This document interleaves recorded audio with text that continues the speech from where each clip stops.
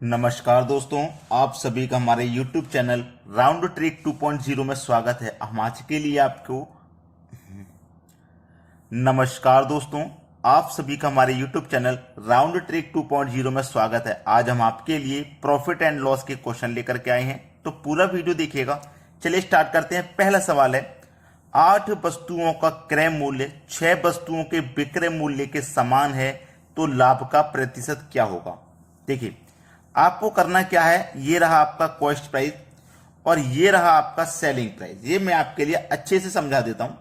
बोला है 8 वस्तुओं का क्रय मूल्य कितना है 8, 6 वस्तुओं के विक्रय मूल्य कितना है 6। ठीक है, तो लाभ का प्रतिशत क्या होगा। भाई लाभ का प्रतिशत उसने पूछा है।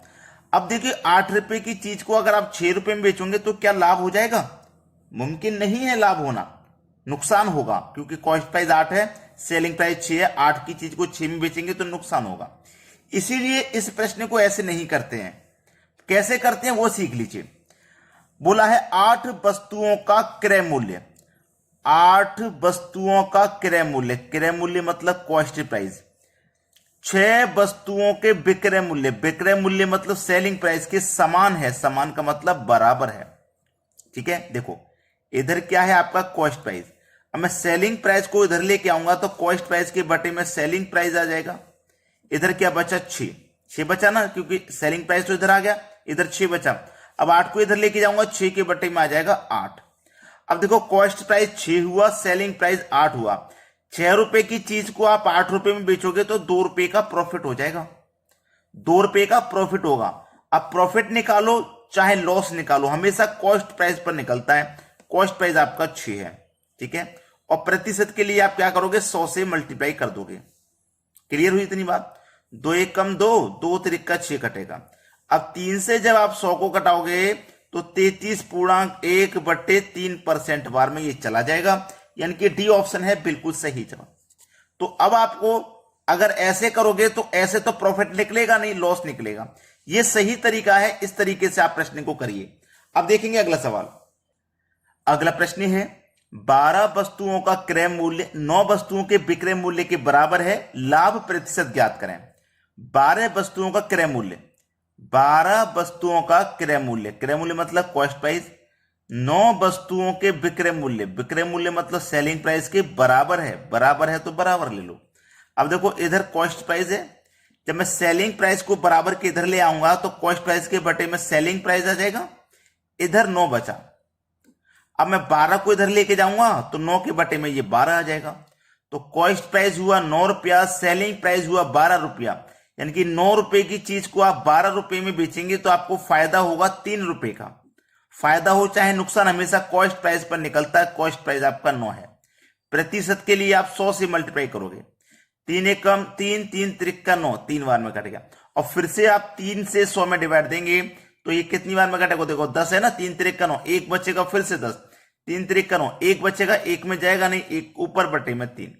ठीक है, 33.1/3%, जो कि हमारे सी ऑप्शन में दिया गया है। ये आपके सवाल का बिल्कुल सही जवाब है। अब देखेंगे अगला प्रश्न। अगला प्रश्न है, 20 कुर्सी बेचने पर अमन को 2 कुर्सी के विक्रय मूल्य के समान यानी कि बराबर हानि होती है, तो उसका हानि प्रतिशत ज्ञात करें। हानि का प्रतिशत निकालना है, हानि प्रतिशत। तो हानि प्रतिशत के लिए आपको क्या करना है, फॉर्मूला हम आपको बता रहे हैं। ठीक है, यहां पे लिखेंगे x1। x1 का मतलब है यहां पे आपको लिखनी है हानि। ठीक है, यहां लिखना है आपको टोटल, यहां आपको लिखना है टोटल। टोटल में से क्या करेंगे, आप प्लस करेंगे। हानि का सवाल है तो प्लस करेंगे, अगर लाभ का सवाल होगा तो माइनस करना है। क्या माइनस करना है, जो x1 था ना आपका वही माइनस कर देना है। यानी कि आपको जो लॉस हो रहा है या प्रॉफिट हो रहा है वो चीज देखनी है क्वेश्चन में। बस चलिए, अब यहां पे गुणे 100 कर देना, बस सवाल हो गया। ठीक है, हानि का प्रतिशत निकालना है। x1 कितना है हमारा, यानी कि हमको हानि लिखना है, तो 2 कुर्सी के विक्रय मूल्य के बराबर हानि है। हानि कितना है, 2 कुर्सी के विक्रय मूल्य के बराबर। यहां टोटल लिखना है, टोटल कितनी कुर्सियां हैं, 20 है। प्लस कर देंगे जो हानि है हमारी, वो जो कि 2 की हानि है। प्रतिशत के लिए 100 से मल्टीप्लाई, चलो ऊपर 2, 20 में 2 जोड़ देंगे तो 22 हो जाएगा, गुने 100। 2 एक कम 2, 2 से कट जाएगा 11 बार में, 11 से कटाएंगे 9 बार में 99 कट जाएगा। अब 99 कटेगा तो 1 बचा 100 में से, 1 ऊपर लिख दो, बटे में 11। 9.1/11%, जो कि हमारे यहाँ डी ऑप्शन में दिया गया। क्लियर है सभी को? यहां किसी को कोई दिक्कत नहीं होगी प्रश्न में। चलिए अब देखते हैं अगला सवाल। अगला सवाल है 80 रुपए अंकित मूल्य के छाते को 68 रुपए में बेचा गया, छूट की दर कितनी है? भाई 80 रुपए लिखा हुआ है, छाते का मूल्य 80 रुपए है, ठीक है। यानी कि छाता, जो छाता है ना, उस पे जो प्राइस लिखा हुआ है ना, वो 80 रुपया लिखा गया है, 80 रुपया लिखा गया है। लेकिन उसे बेच कितने में रहे? उसको बेचा कितने में गया? 68 रुपए में। जैसे मान लीजिए कोई छाता था, उस पर आपने लिखा हुआ प्राइस देखा, ये तो 80 है, लेकिन वो दुकानदार ने आपको 68 रुपए में बेच दिया, मतलब उसने कुछ छूट दी है। 80 रुपए लिखे हुए थे, 68 रुपए में बेच दिया, उसने आपको 12 रुपए की छूट दे दी। उस दुकानदार ने आपको 12 रुपए की छूट दे दी, मतलब आपको 12 रुपए का फायदा हो गया, है ना। 12 रुपए का फायदा हो गया, और फायदा हो चाहे नुकसान हमेशा कॉस्ट प्राइस पर निकलता है। तो कॉस्ट प्राइस उस छाते पर कितना था? 80 था, तो बटे में 80 और गुने में 100, ये आपका आंसर आ जाएगा। कुछ नहीं है, 0 से 0 काट दो, 4 त्रिक का 12, 4 दूने का 8, और 2 से कट जाएगा 10 5 बार में, 3 का मल्टीप्लाई 5 से कर दो। 15% है इस सवाल का बिल्कुल सही जवाब, यानी कि पहला ऑप्शन बिल्कुल सही जवाब है। अब देखेंगे अगला क्वेश्चन। अगला प्रश्न है, एक दुकानदार एक साइकिल 2750 रुपए में खरीदता है और 2860 रुपए में बेच देता है, उसका लाभ प्रतिशत क्या है? देखो, साइकिल को 2750 रुपए में खरीदा, यानी कि कॉस्ट प्राइस दिया गया है 2750 रुपया, और बेचा कितने में, यानी कि सेलिंग प्राइस उसका कितना है? 2860 रुपया है। 2750 में खरीदा, 2860 रुपए में बेच दिया, तो फायदा हो जाएगा 110 रुपए ज्यादा में बेचा है, तो 110 का फायदा हो चाहे नुकसान हमेशा कॉस्ट प्राइस पर निकलता है। तो कॉस्ट प्राइस कितना है? 2750, और प्रतिशत के लिए 100 से कर देंगे मल्टीप्लाई। क्लियर है इतनी बात? ठीक है, चलिए अब यहां पे हम क्या करते हैं, कटा लेते हैं। सबसे पहले 0 से मैं ये 0 कटा दूंगा, 11 एकम 11, और 11 से कटाऊंगा इसको, 11 दूने का 22, 5 बचेगा 55, 11 पंजे 55, 25 बार में गया, और 25 से 100 कट जाएगा 4 बार में, यानी कि उसका जो लाभ का प्रतिशत है ना, वो 4% है। डी ऑप्शन है इस प्रश्न का सही जवाब। चलिए अब देखते हैं अगला क्वेश्चन।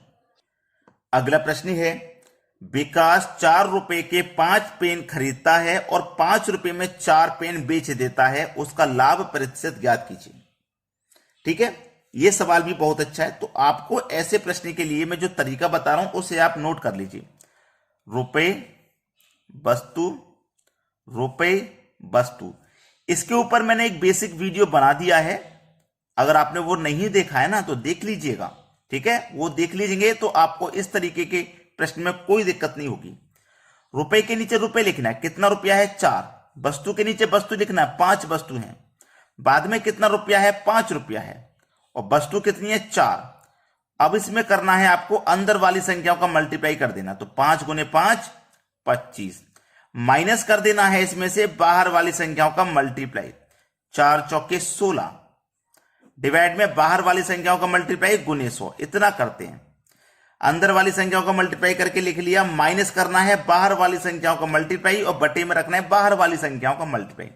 अब देखो 25 में से 16 को माइनस जब आप कर दोगे तो 9 बचेगा, ये 9 प्लस का आया है ना, इसका मतलब है लाभ होगा। अगर ये वाली संख्या ज्यादा होगी, बाहर वाली संख्याओं का मल्टीप्लाई ज्यादा होगा, तो माइनस में आएगी। ये छोटी होगी संख्या, माइनस में आएगी, और माइनस में आने का मतलब है कि हानि होगी। समझ में आया? तो 9 हो गया, बटे में 16, और गुने में कितना हो गया आपका? 100।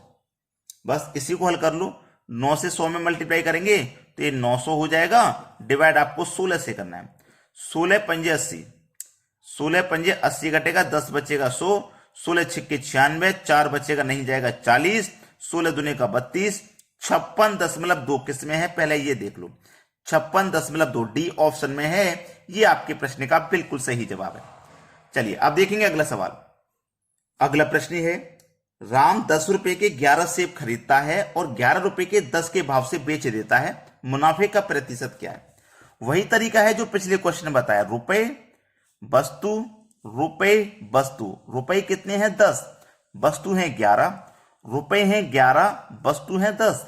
अंदर वाली संख्याओं का कर लो मल्टीप्लाई, 11 11 का मल्टीप्लाई 121 हो जाएगा। माइनस करते हैं बाहर बाहर वाली संख्याओं का मल्टीप्लाई, तो 10 का मल्टीप्लाई 10 से करेंगे तो 100 हो जाएगा, और बटे में बाहर वाली संख्याओं का मल्टीप्लाई गुने 100। अब 121 में से आप 100 को काटोगे तो केवल 21 बचेगा, बटे में 100 है और प्रतिशत के लिए ये 100 है। तो देखो 100 से 100 कट गया, आपके पास 21 ही तो बचा, तो 21% का मुनाफे का प्रतिशत है। ठीक है, जो कि पहले ही ऑप्शन में दिया गया। अगर आपने वीडियो को लाइक नहीं किया है तो लाइक कर दो, और शेयर नहीं किया तो भाई शेयर कर दो। ठीक है, इतना काम जरूर कर दीजिए। वीडियो देखने के लिए बहुत बहुत धन्यवाद।